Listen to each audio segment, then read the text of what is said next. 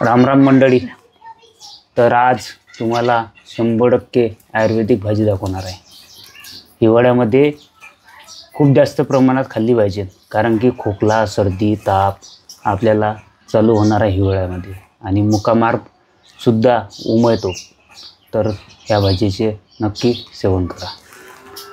तर ही भाजी तुम्हाला आज मी शेतामधून आणून दाखवणार आहे आणि करून दाखवणार आहे मुक्ता. हा, तर तुम्हाला माहिती आहे मी काल वावरात गेली होती, माझी कंबर दुखायला. मी आजीला विचारलं एखादी रानभाजी सांग, तर ती मला हीच भाजी सांगितली जी आपण यांना सांगत आहे, बाभळीच्या शेंगांची भाजी. तर ती म्हणले आम्ही वर्षातून 5-6 वेळा खायचो, तर आम्हाला शरीरात कोणतीही बिमारी व्हायची, म्हणजे हातपाय तर दुखायचे नाही, कमरीचा प्रॉब्लेम तर होताच नाही. कारण तुम्हाला माहिती आहे आता सीझरच्या ना कमरेचा एवढा प्रॉब्लेम वाढला आहे. आणि मासिक पाळीमध्ये स्त्रियांसाठी अत्यंत गुणकारी ही भाजी आहे अशी मला आजीनं सांगितलं. तर मी म्हणून तुम्हाला ही माहिती तुमच्यापर्यंत पोस्ट करत आहे, कारण की जुन्या लोकांना जे माहीत आहे ते आपल्याला माहीत नाही आहे. जुने लोक दवाखान्या वगैरेमध्ये जात नव्हते, कारण ते अशा भाज्या खात होते आणि आपल्याला ह्या भाज्यांचा विसर पडलेला आहे. त्यामुळे मी तुम्हाला सांगते, ही भाजी करा, खा आणि आपलं शरीर निरोगी ठेवा.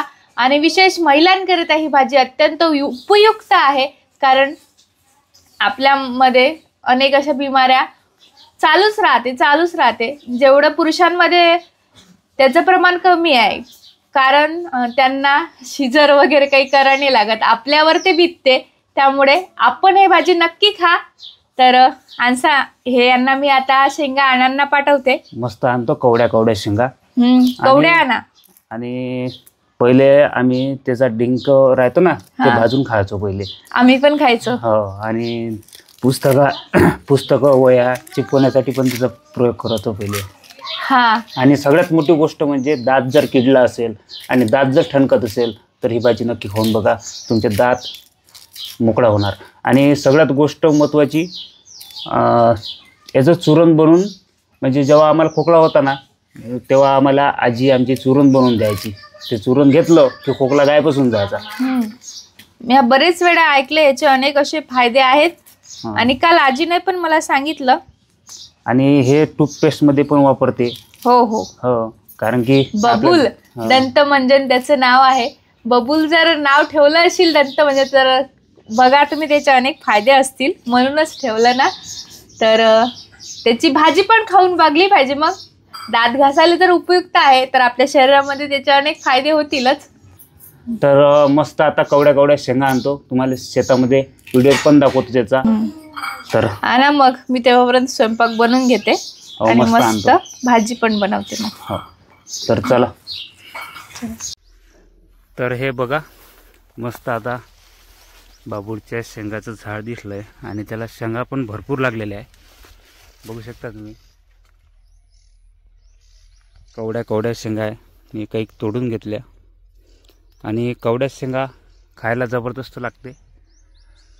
तर संपूर्ण महाराष्ट्रात बाबुळाला शेंगा लागलेल्या आहे. तर आणा आणि खाऊन बघा, जबरदस्त भाजी लागतो. तर बघू शकता तुम्ही, मस्त शेंगा लागल्या आहे आणि कवड्याच घ्यायच्या.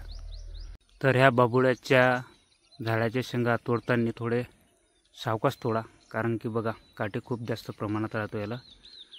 तर शेंगा पण मस्त लागल्या आहे आणि कवड्या आहे. कवड्या शेंगाच खाण्यासाठी जबरदस्त लागते. बघा, मस्त साईज पण चांगली आहे शेंगांची. तर चला मग तोडून घेतो कर. आणल्या ना शेंगा. काय बरं. तर हे बघा, शेंगा तोडून आणलेला आहे बाबूळच्या. तर याला गोळ बाबूळ असे म्हणतात, गोळ बाबूळच्या शेंगा आणायच्या. तर अशा कवळ्या आणायच्या. याचे दामोटे तयार झाले की ते खायचे नाही, मग त्याच्यात मग डिंक तयार होते, त्याची भाजी नाही करायची. अशा सुरुवातीला लागते अशा शेंगांची भाजी करायची. काटे भरपूर होते झाडातले. हो का, मग काय. तर हे बघा, तर असे हे चापट शेंगा, याच्यामध्ये दामोटे तयार झालेल्या नाही आहे. अशा शेंगा आणायच्या मस्त. तर याचे असे देठ तोडून घ्यायचे इकून तिकून आणि असं हे तोडून घ्यायचे असे असे. मस्त साईडचं काढून घ्यायचं वाटलं असतं निघत असेल तर. असं तोडून ह्याच्यात टाकून द्यायच्या. अशा हातानंच तुटते त्या. कवड्या कवड्या सापडल्या मुक्त सर्व. हा अशाच कवड्या शेंगा आणायच्या आणि याची मस्त भाजी करायची आणि खायची. आणि आपल्या शरीराला निरोगी बनवायचं असेल तर बाबळाच्या शेंगाची भाजी खा. आवडत नसेल तरी पण खा, कारण शरीर आपलं हे यानं उत्तम राहते. उत्तम ठेवायचं असेल तर शेंगा खा आणि विशेष करता महिलांनी अवश्य खा.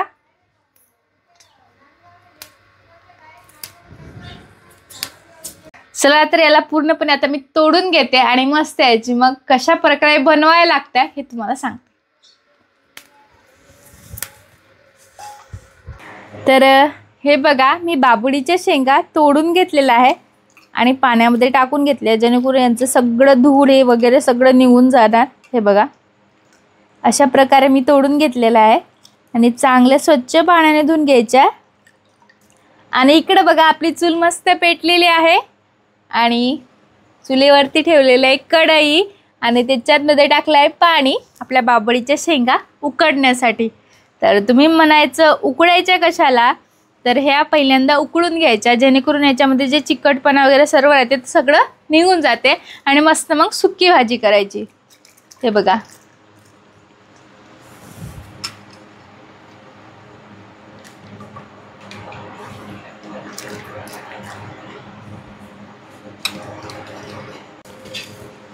आपल्या शेंगा हा 5-10 मिनिटांमध्ये उकडून जातील आणि मस्त मग आपण याची मस्त भाजी बनवूया.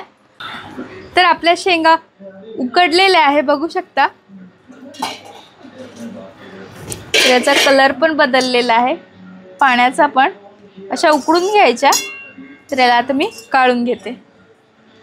अशा झाऱ्याच्या साहाय्याने काढून घ्यायच्या.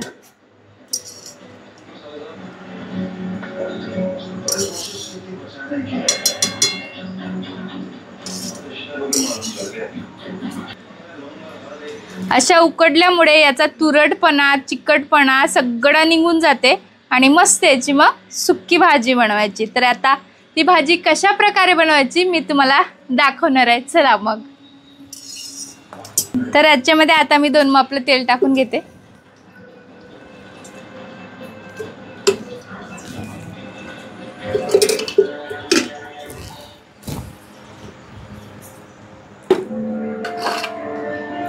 तर ही भाजी बनवण्यासाठी आपल्याला जास्त साहित्य लागणार नाही. तर 1 कांदा घेतलेला आहे मी कापून आणि 1 टमाटर घेतलेला आहे. तर 1 चमचा लाल तिखट, अर्धा चमचा हळद आणि चवीप्रमाणे मीठ घेतलेलं आहे आणि थोडासा सब्जी मसाला घेतलेला आहे. तर आपलं तेल तापलेलं आहे. याच्यामध्ये मी आता कांदा टाकून घेते.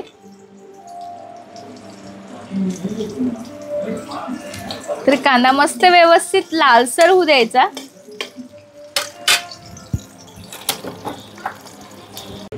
तर औषधी वनस्पतींमध्ये बाबळीच्या झाडाचा उल्लेख हा अनेक ग्रंथामध्ये आलेला आहे.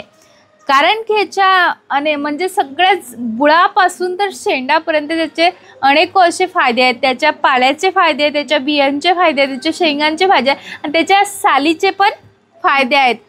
आणि तुम्हाला माहीतच आहे आपल्या प्रस्तुतीनंतर आपल्याला जे आई आपल्याला डिंकाचे लाडू बनवून देते ते बाबळीच्या झाडाचा डिंक असते. कारण देण्याचे असे की आपलं शरीर हे सुदृढ राहावं. तुम्हाला प्रस्तुतीनंतर आपला पुनर्जन्म होतो आणि त्याच्यासाठी आपलं शरीर हे पुन्हा नवीन करण्यासाठी आपल्याला डिंकाचे लाडू दिले जाते. कारण की आपल्या शरीरामध्ये ते गरमी उष्णता आपल्या शरीरामध्ये तयार करते. त्यामुळे बाबळीच्या शेंगांची भाजी तुम्ही अवश्य खा. याच्यामध्ये भी अनेक असे फायदे आहेत. कारण की मी माझ्या आजीला विचारलेलं, त्या आजीनं मला भरपूर असे फायदे सांगितलेले आहेत. म्हणजे मला तुम्हाला सांगितले तर कमी पडतील, त्यामुळे सांगते तर खा, कारण मी तर खातेच. तर आपला कांदा हा लालसर झालेला आहे. याच्यामध्ये आता मी टमाटर टाकून देते.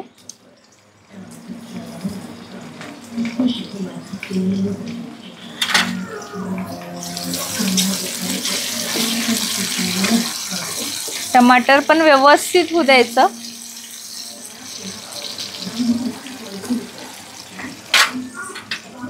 आणि एखाद्या वेळेस अशा प्रकारे साध्या पद्धतीने बनवलेली भाजी पण खाऊन बघा, त्याची पण चव ही निराळीच असते. म्हणजे त्याची रिअल चव आपल्याला अशा प्रकारे बनवल्यावर लागणार. जर आपण वेगवेगळं काही टाकत राहिलं तर त्याची चव बिघडून जाते. तर अशा प्रकारे साधी भाजी बनवा आणि नंतर त्याची चव बघा, ही भन्नाट लागते. कारण पूर्वी माहिती आहे आजी आपली बनवायची, ती एवढं काही साहित्य टाकायची नाही, साधा लसण कांदा, आणि त्याची भाजी एवढी जबरदस्त लागायची. मी खाऊ नाही म्हणून सांगते, तुम्ही पण खाऊ नये. तुम्हाला आठवण करा की आजी आपली कशा भाज्या बनवायची, तिची चव कशी यायची.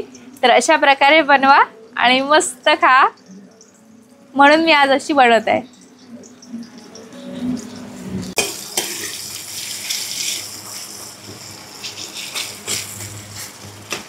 तर आपलं टमाटर हे व्यवस्थित झालेलं आहे, बघू शकता. तर याच्यामध्ये आता हे मसाले टाकून देते मी, लाल तिखट, हळद वगैरे सर्व. हे व्यवस्थित असं होऊ द्यायचं.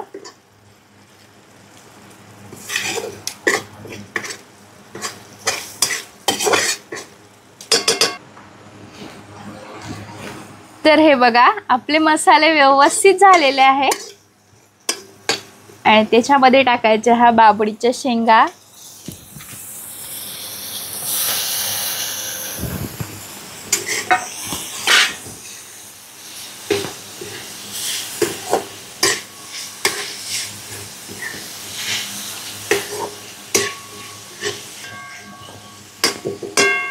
तर याचा वास हा जबरदस्त येत आहे आणि चवीला पण भाजी मस्त झाली असणार. तर मी तुम्हाला सांगतेच कशी झाली. तर याला झाकण ठेवून आपण 5-10 मिनिटं होऊ देऊ आणखी.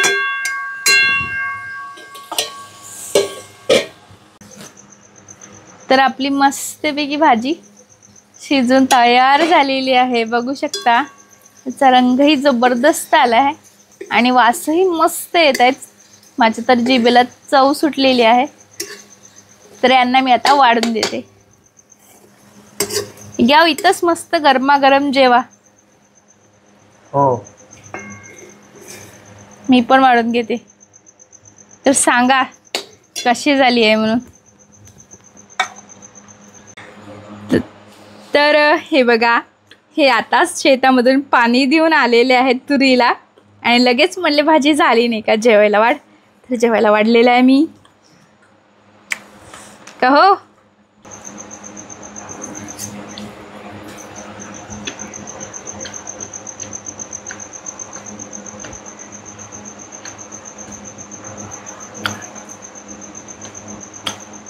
तर मुक्ता, हा, भाजी हे भन्नाट आहे. हम्म, चवीला मस्त चवदार झाली. तर मी पण जेवते मस्त. मग आता तू जेवण करून बघ, जबरदस्त झाली भाजी. काही चवीमध्ये फरक, फक्त थोडीशी तुरट लागते भाजी खाण्यासाठी, हा, पण भाजी एक नंबर झाली. मग तेवढं तर आपल्या शरीरासाठी आपल्याला कष्ट घ्यावेच लागेल. जर शरीर सुदृढ ठेवायचे असेल तर आपल्याला ही भाजी खावीच लागेल. कारण कडुलिंब हा कडू आहे पण त्याच्यात गुणधर्मही फार आहेत. तर मित्रांनो, अशाच भाज्या बघण्यासाठी चॅनलला सबस्क्राईब करा आणि भेटूया अशाच नवीन व्हिडिओमध्ये. धन्यवाद. चला तर मग भेटूया.